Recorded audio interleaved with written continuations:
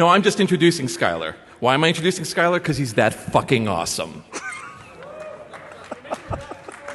We've become really good friends over the past year or two, and it's really been a joy to watch him work on his projects and his things. And what I think what's important, which he will not, of course, talk about, is that inherent in his spirit of what he does is not just to be really good at what he does, but spend every moment he's not being awesome trying to share his awesome with everyone else as widely as possible. The fact that he sits with his skills and says, how can I spread these to people? Some people won't enjoy them, some people will be really good at them, but the point is to teach, because you never know where the next Skylar is coming from, and there's something to be said for that.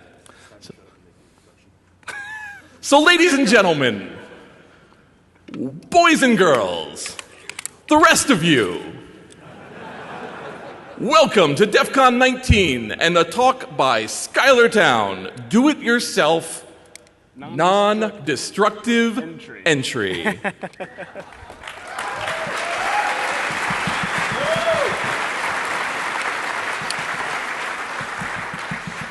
So get yourself ready for the man we call 6-Second Skylar, the man who will unlock your house just before he unlocks your heart and changes your life forever, Skylar Town.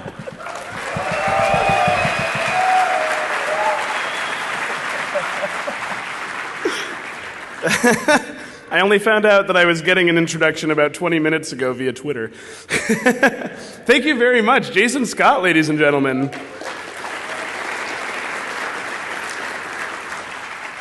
He'll be filling the Penn and Teller Theater later today. Okay, hey everybody, how are you? Good, excellent. All right, so this is Do-It-Yourself Non-Destructive Entry. I am Skylar Town, of course. I'm a competitive lockpicker, a physical security researcher, and I'm really easy to track down. Either SkylarTown.com or @Shoebox on Twitter, or SkylarTown on the internet. There aren't many of us.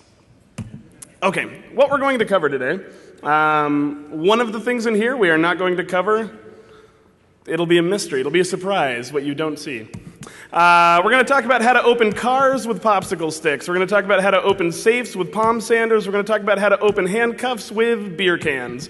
We're going to talk about how to open electronic safes with 9-volt batteries. We're going to talk about how to open tubular locks with pens. I know, you all know how to open tubular locks with pens, but I'm going to tell you a lot more about why that works and my hunt to find the man that caused the problem. We're going to talk about how to open up sesame locks using the security tag off of your DVD case. And by discussing these things, we're going to talk about shimming attacks, spiking attacks, decoding attacks, self-impressioning attacks, overlifting attacks, vibratory attacks, and I know I missed a better joke there, but my mom's going to watch this.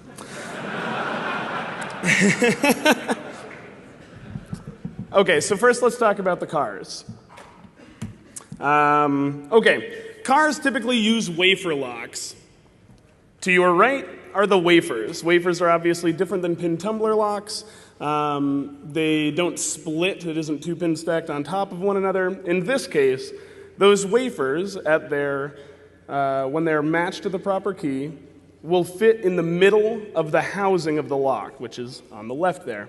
There'll be an animation to demonstrate this in a second, which I just realized I didn't queue up, so it's going to be amateur hour in a second here, but that'll be just fine.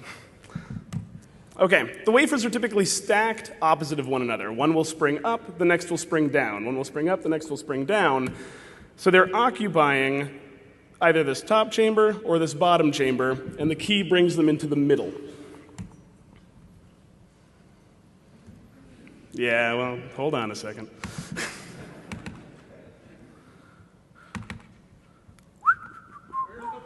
I am doing everything I can not to demonstrate the porn. Oh yeah, you just made me say porn in front of my mom. You're the worst. All right, hold on. Oh my God. There we go. All right. So, we're just removing the springs for clarity's sake. But as the normal key enters the lock, it will drag each of the wafers into the middle of the chamber. You turn it, they turn freely inside of there. Does that make sense? Beautiful. Overlifting is an incredibly simple attack taking advantage of how these locks work. It's just an inherent flaw in the nature of these locks. And there are things that you can do to improve it. We're going to show you overlifting with a key blank, and then we're going to talk about the inspiration behind this talk and how I broke my own car. When a key blank is inserted into the lock, it pushes each of the wafers beyond the chamber that they would normally be caught in. So now they're going to be blocking in the opposite chamber, but they're trying to be sprung back to their natural chamber. Keep that pressure on as you remove the key, and instead of returning to their home chamber, they collide with the side of the housing. Reinsert just the tip of the lock of the key.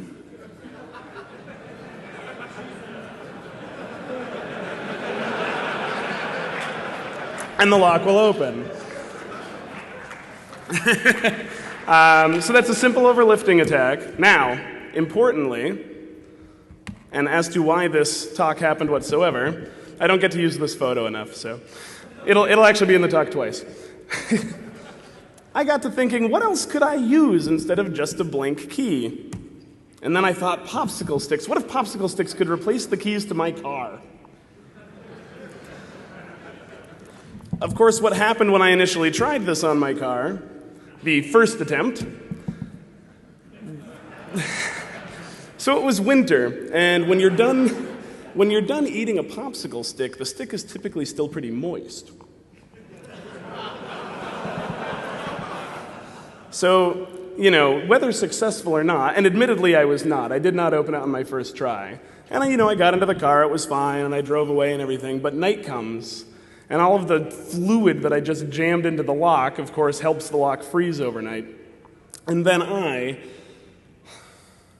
because it's not like I know anything about locks, just get really mad the next morning and just keep shoving my key in until I've bent the wafers out of place and my driver's side door never worked again. But if at first you don't succeed,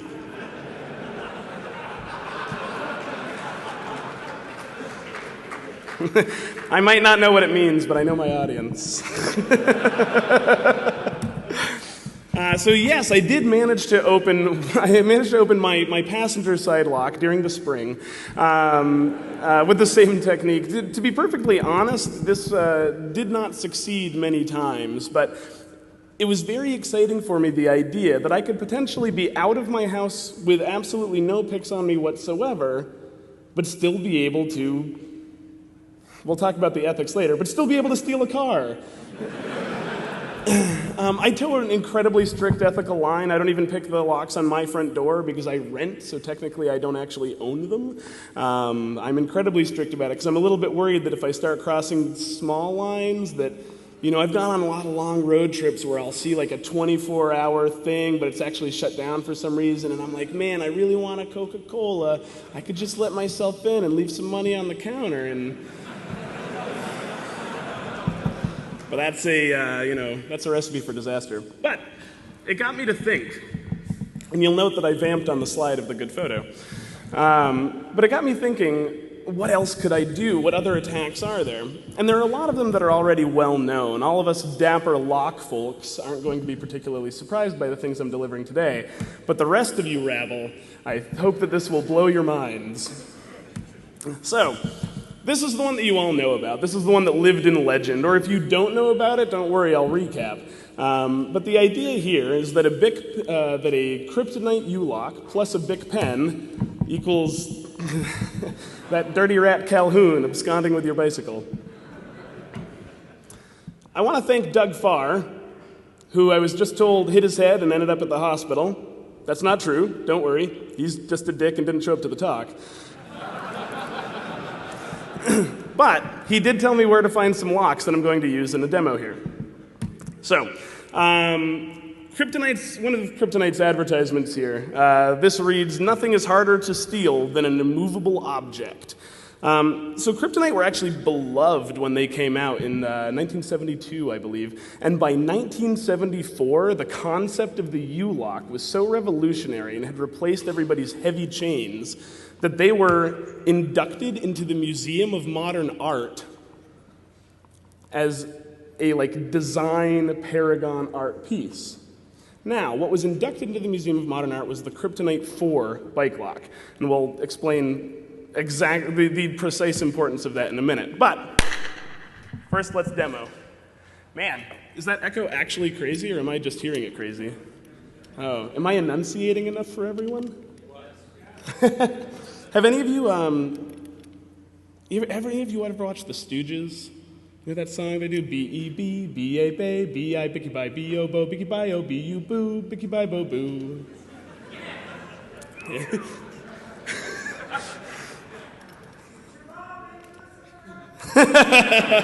My mom used to sing that to me. Okay, so, Kryptonite bike lock, Big Pen. This is actually, oh man, I had one from the Shmoo group. Oh yeah.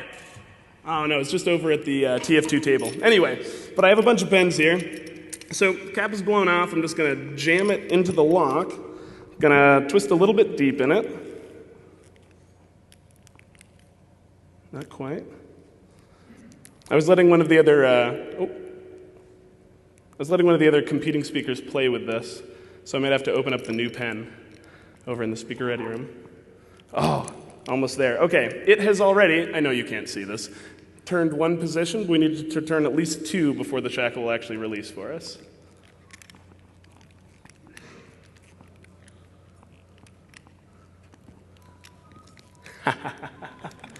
Boom.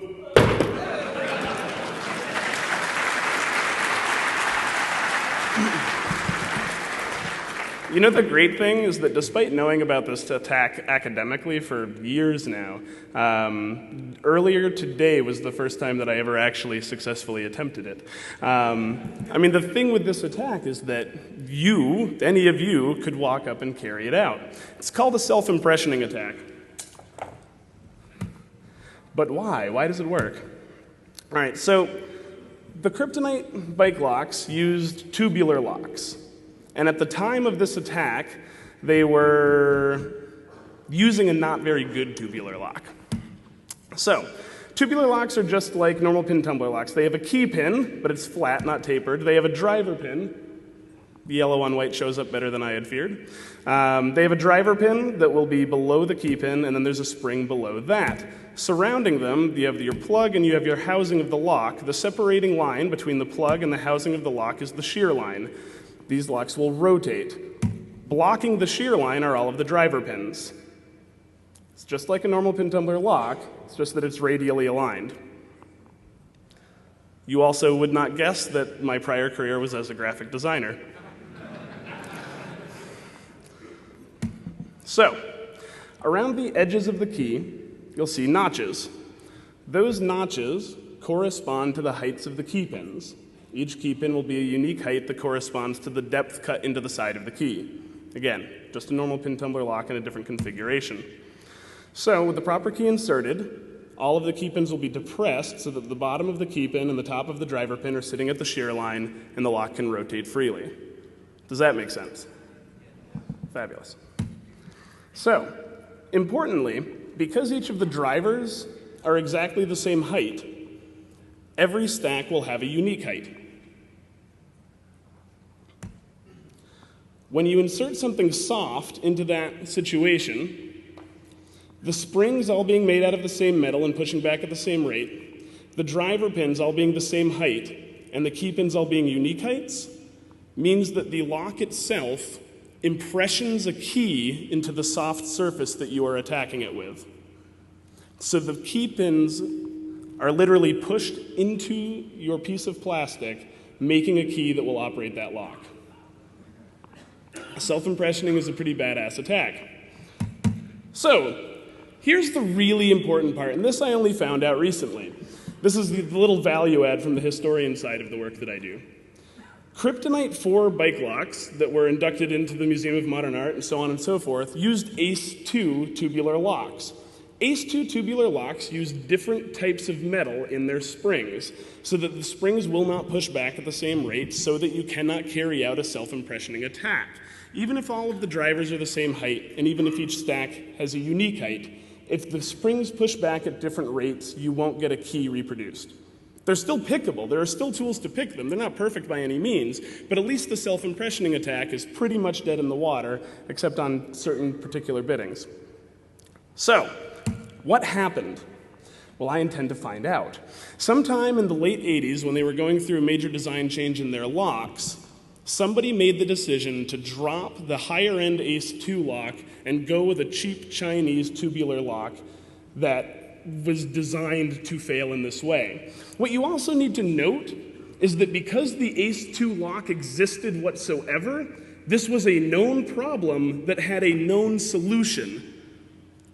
So they were reintroducing this flaw. It wasn't a major discovery. I mean, Mark Tobias was talking about how Kensington locks were reproducing this flaw and so on and so forth, only months before the kryptonite thing blew up. So the Smithsonian happens to have 17 crates of corporate records of the Kryptonite Bike Lock Company from 1972 until 2001 when they were acquired by Ingersoll Rand. I'm going to be going down there in October. I'm going to spend as long as it takes at the Smithsonian, digitizing as much as I can, reading as much as I can. My goal is to find the name of the person that made that decision.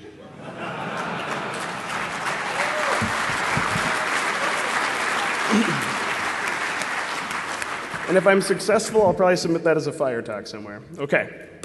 So, let's move on to handcuffs. I'm a little bit nervous, but I did bring a handcuff key up on stage with me if this goes poorly. My Coors Banquet appears to not be quite as thick a can as I was hoping it would be, but we should be able to pop some handcuffs open with it. All right, this is the interior of a handcuff mechanism, and I just want to explain very quickly how it functions. This here is just the pawl. This is what's going to catch your shackle as it enters the lock. This is just a leaf spring that is perpetually pushing the pawl down. We're not going to talk about double locking toward the end of this, but the important thing here is that there is a way to keep the pawl from ever retracting until you put the proper key in. That's what this piece of blue is here. It would shove over and keep the pawl from lifting up. You double lock someone both for their comfort and to keep them from carrying out the attack we're about to describe.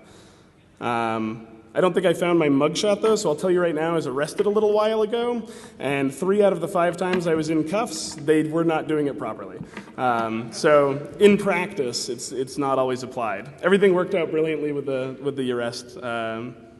No formal charges or anything. It worked out great.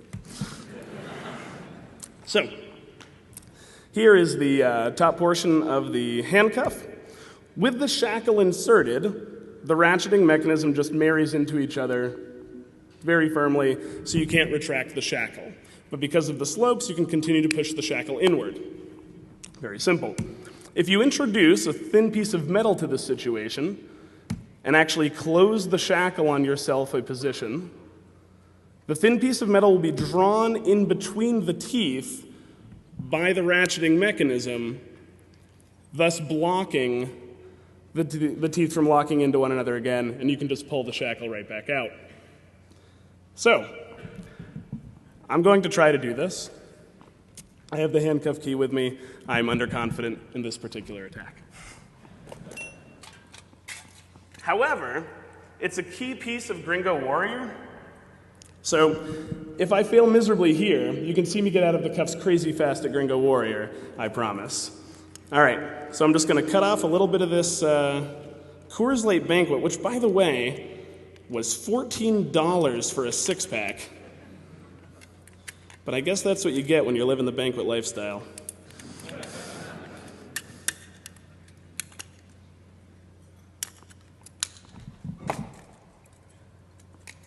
Okay.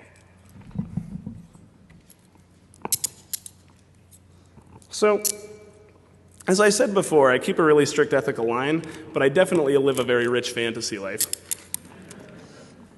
In particular, I've always dreamed that if I really were cuffed, that maybe at some point in time, there would be like a soda can on the ground or something, and I could just kick it, kick it into shards and rip it open with my teeth and everything until I got exactly the right little piece of metal, and then free myself from my captors. In reality, I would probably get tased. But you can dream. What was that? Is this your first Defcon? I'm not asking that to make fun of you. I'm honest. So have you ever seen the Gringo Warrior event? No. Come on out. You're going to love it. It'll answer all of your questions. It's at noon today, I believe, in the contest area. You start in cuffs, typically behind your back. My fastest time out of those was 10 seconds.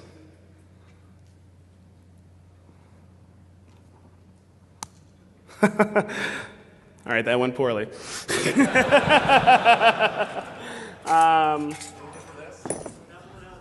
Did you really? Yes, that's what I'm looking for. I roll deep. I'm disappointed that this one isn't dremeled out. It is not dremeled out like the Tool guys do. Okay. Nice. Nice. He's talking about the universal handcuff key, which is a talk that the Tool guys give, which is pretty slick. Okay, so cans that I can confirm this functions with. Diet Sunkissed.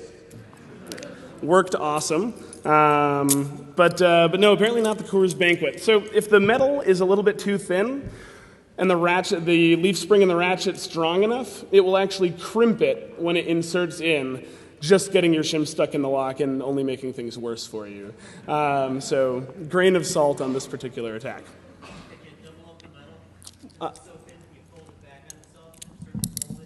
Do you want to play with that?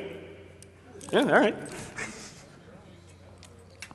Is it okay if he uses your? Great. Oh, great, excellent. Yeah,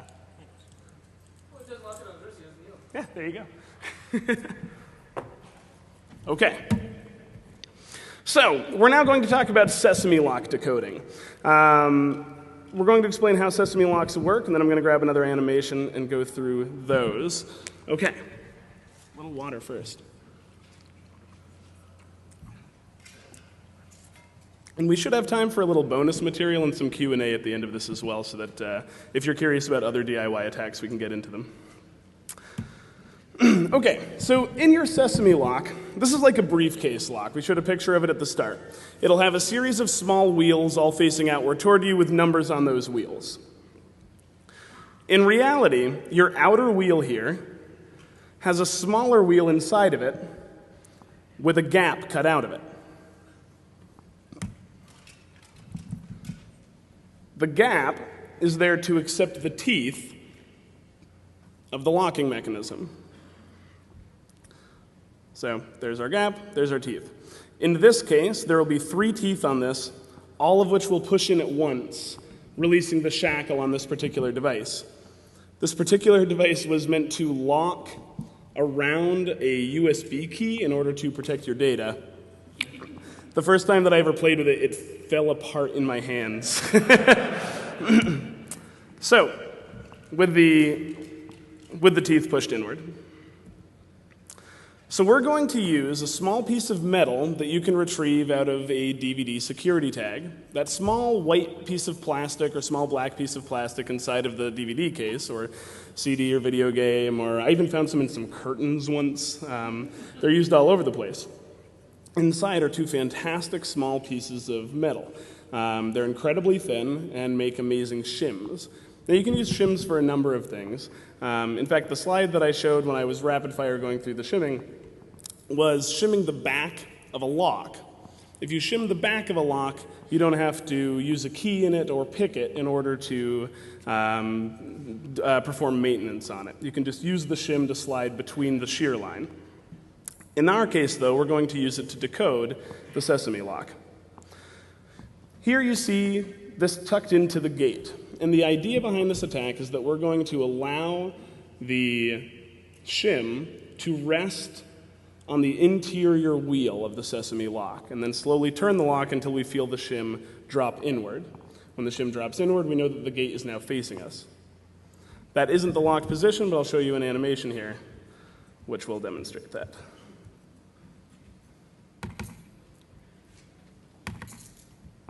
Okay, we'll just scramble the wheels to start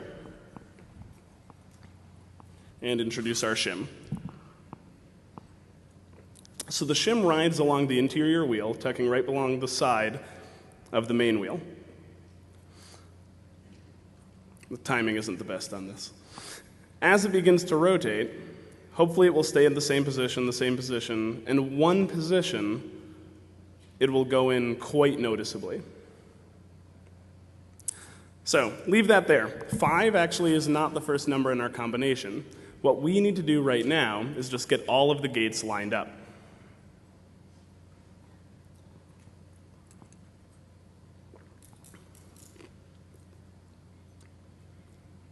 With all of the gates lined up, we now know that those teeth are all going to be in the same orientation. So we just turn all of the numbers together, try the shackle, turn them together, try the shackle, turn them together, try the shackle. And we've now reduced 1,000 combinations down to 10 possible combinations.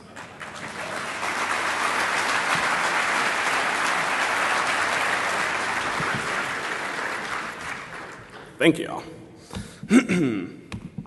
Okay. Now, the palm sander. So, the palm sander is going to affect some safes. So to quickly explain how safes work, this is one of the wheels in a 3-wheel pack safe. There'll be a spindle along here, but the important thing is the exterior. So if this is completely filled, and there's just one gate out on the side, not dissimilar from the sesame lock. Open? Awesome.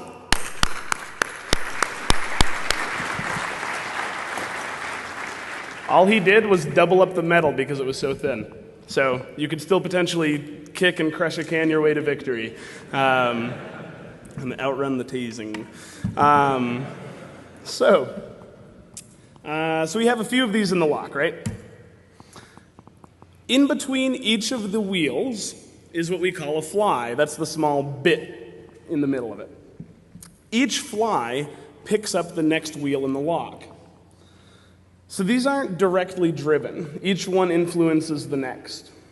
When you have to pass by your number a couple of times, what you're actually doing is picking up every wheel in the lock with the one wheel that's directly driven off of the dial. So, when you pick up that last wheel, you leave it behind, then turn 2 times past your other number, right?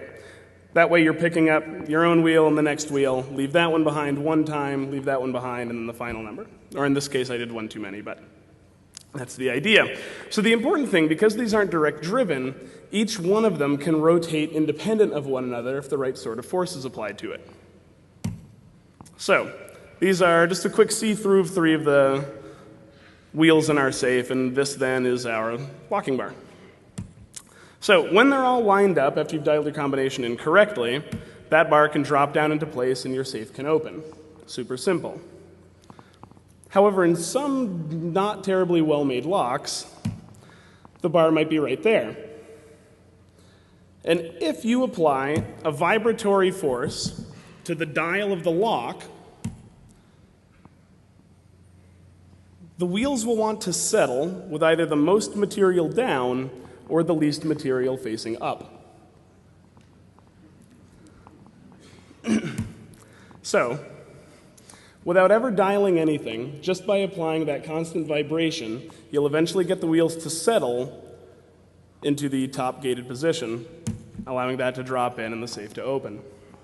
Now, I picked up a safe to do as a demo, nothing that I was going to fly out to Defcon with, of course, but just a small fire safe to try this out on myself, and it wasn't working, and I pulled it apart to actually look inside, and I was like, oh, fairly clever, they knew as much to mount the bar right here. But I mean, this was a 65-pound exterior fire safe, so I just tipped it over. And it worked great. I often say when I'm doing trainings and talking to people about various other methods of entry and picking with traditional tools and things like that as well, that very often we know a lot of information before we approach a lock. We know information about its keyway, we know information about the cut depths of the key, we know if it's a master keyed system, so on and so forth. And having that prior information, or even having that information stored in the memory banks when we walk up to a lock and see, oh, it's a Schlage Primus, I'm in an apartment building, probably has a regional sidebar vulnerability, and we can go to that tool set. So in this case, there are schematics available. There are patents available. You can even just buy something and pull it apart to see at what angle this particular guy is set. And if it's an exterior safe that isn't bolted into anything, you can just shim the legs of it up to the right angle to carry out this particular attack. There was a probably apocryphal story about a naval ship. There's actually two good stories about Navy ships and locks. But they were having these safes opening all over the decks, and they couldn't figure out why it was happening, and there were stories of a ghost and things like that. But in reality, the forces being exerted on the safes from the ship, the engines, the turbulence of the water, et cetera, were just enough to occasionally make the wheels settle out just enough that the bar could drop in. Once in a while, they shook the dial enough that the whole thing opened. I don't know how true that is, but it's certainly a good story. How are we on time? Awesome. All right, we have plenty of time for me to tell the other story, which has nothing to do with the talk, but is also pretty funny. So, a fantastic, a beautiful Russian lady, for whatever reason, has been invited onto a military ship in order to sort of take a formal cruise of a particular area. And she says to a young naval officer, "Oh, it's so beautiful out here, it's so lovely, but I'm a little worried about my jewels. They belong to my grandmother. Could I give them to you? And could you put them somewhere safe for me?" So he, of course, goes and puts them in their safe. She, later, approaches the safe with a sheet of paper, comes back later and opens the safe and takes everything out of it. Because the sheet of paper was radiographic film and her necklace was radioactive.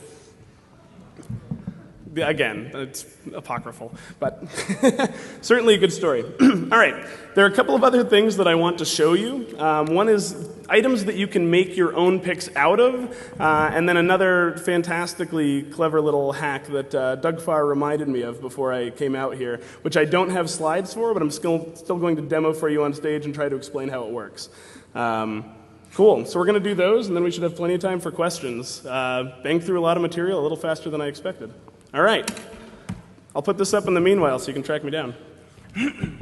So this is a windshield wiper blade. Many of you probably have these. And if you don't want to give up your own, you probably know where to find some. So, inside the windshield wiper blade are two fantastic little pieces of spring steel. The spring steel in these is perfect for making your own picks out of. Other sources for good pick-making material from found objects. Street sweeper bristles. This is a relatively common one in the community, and some people outside of it may have heard of it as well. But if you literally just get on your bike and bicycle along behind a street sweeper while it's doing its work, occasionally its spring steel bristles will snap off and lay in the gutter for you. Pick those up, clean them up, make your own tools out of them. Making your own picks is actually relatively easy. If you have hand files and a little bit of patience, you can bang them out pretty quickly. If you don't have much patience but have a $10 grinding wheel, you can bang them out very quickly. Definitely finish your picks, and the one thing that I want to explain about this before you all go and put some spring steel through the palm of your hands is how to disassemble this safely. Very simple. Just worry the rubber portion out from the middle and then pull down.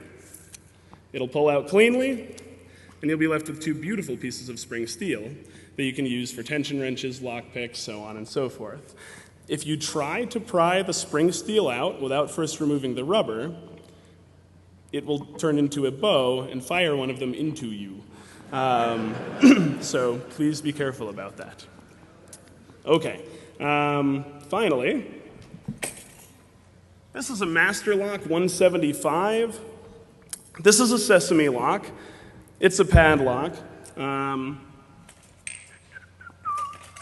am going to just open it very quickly and then explain to you how I opened it very quickly. Hopefully I opened it very quickly in reality. Yeah, there, just like that. So,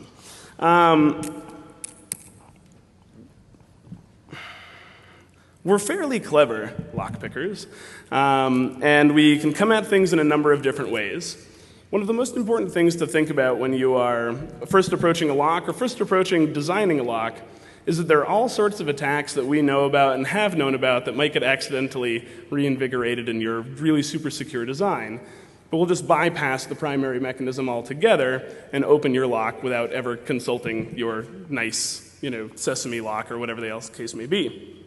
In this case, with a thin piece of metal, in this case I'm using a pick, which I know isn't a found object, but we could use the windshield wiper blade or a street sweeper bristle. I've had to perform this attack with a street sweeper bristle before. Push the shackle down, hold it down, go in above the numbers, not very deep, turn. Yeah. Not very deep, turn, open. There is a plate inside of the lock that wants to interact with the wheels of the lock, just like we were talking about with sesame locks before. However, because of the design of this particular one, you can interact with that plate directly just by poking at it. You push the shackle in order to release that plate so that it can move freely. Push the shackle in so that it's no longer under spring pressure. One more time, in, not very deep, push, open. That's all there is to it. So, sorry about the huge echo. So, picking with materials that you find yourself is incredibly satisfying. Again, the idea for this talk came on a lark when I broke my car one day, trying to screw around with things. In general, don't forget that you can break things. So please don't pick locks that you rely on. Please don't pick locks that anybody else relies on. But if you personally rely on it and nobody else does, and you're willing to screw yourself over, like I am, go ahead. Does anybody have any questions? We have some time right now. Yes? Yes, oh, you found the thing that we skipped. Okay. The idea behind spiking is an electronics problem, and I had invited a friend up to talk about that, as that's more his domain than my domain. The basic idea, though, is that in most electronic safes, there will be a solenoid that actually needs to move out of the way in order for the locking bars to be retracted. That solenoid is controlled by the electronic keypad, so when it gets the right authentication via whatever its authentication mechanism is, the solenoid will retract, allowing the locking bars to also retract. However, if you completely bypass the authentication mechanism, say with a 9-volt battery, drill into the right part of the lock. Again, this goes back to when I said that we know a lot about locks when we first approach them. So we can understand the schematics, we can download them from the internet, we can literally just have a page that tells us drill here. Put 2 small holes in where you can put the leads off of your 9-volt battery, completely bypass the authentication mechanism, and fire the solenoid directly. That's spiking. Does that make sense? Excellent. I only skipped it because it's not my domain, but I think that makes sense. Any other questions? Yes?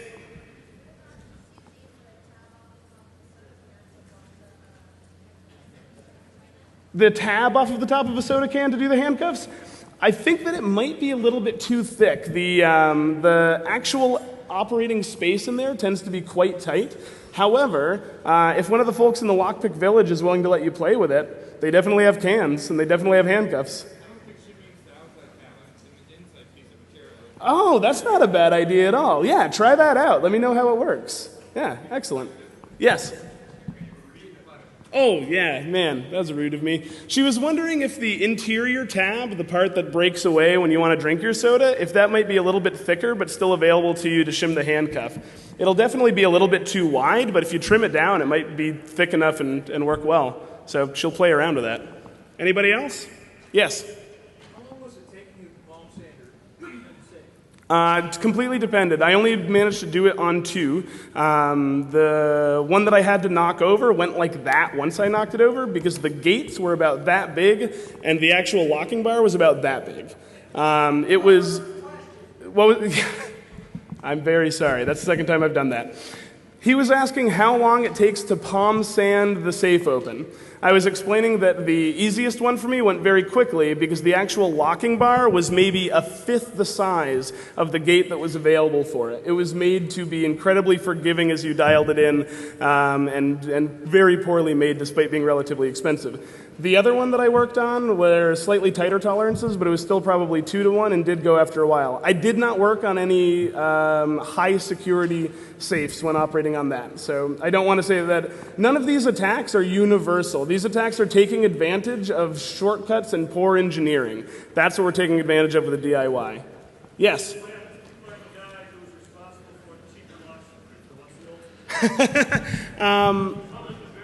No, I would, before I would ever say it publicly, I'm very curious to have a conversation with him. Most of my primary work concerns the history of lock engineering and how changes in physical security have affected culture. When the kryptonite bike lock happened, it was such a public disclosure. Many, many, many people were affected by it. Kryptonite had to respond in an incredible way. And even ACE-2 locks, which were not vulnerable to that attack, were forever besmirched because they looked just like the lock on the kryptonite. And to this day, when somebody sees a tubular lock, they'll say, oh man, you can open that with a big pen, even if it's not the case. So I want to know why it happened, and I want to know if he was aware of the decision that he was making. And if we get to a point where I can't manage to have that conversation, yeah, I'll probably say his name. Thank you. We have 10 minutes. Yes. Yes. Thank you very much. He said that I should tell loved ones if I'm going to go talk to this kryptonite guy in private, where I'm going to be. Anybody else? Thank you all. Oh, I'm so sorry. Wait. For using a bulb sander, Yes. what is the chance of damage to the internal components of the lock? Damage to the internal components of the lock is really low unless anything that you're doing outside of the norm has the chance to wear things out faster. You're definitely going to leave marks on the exterior of the lock as well, though you could probably mitigate that, I suppose, by putting something non-abrasive in there. The first one that I did, I was an idiot and I kept the sandpaper on. Because I just grabbed it at a friend's place. But yes, no, that's a good point. He says they have rubber bases, they shouldn't be marking. But as far as rest of the internal components, really it's just about wear. You'll be putting it through a lot of its paces, but they're very simple machines. So the risk shouldn't be high. Again, though, remember locks can break, so please don't pick a lock you rely on. Thank you all so much.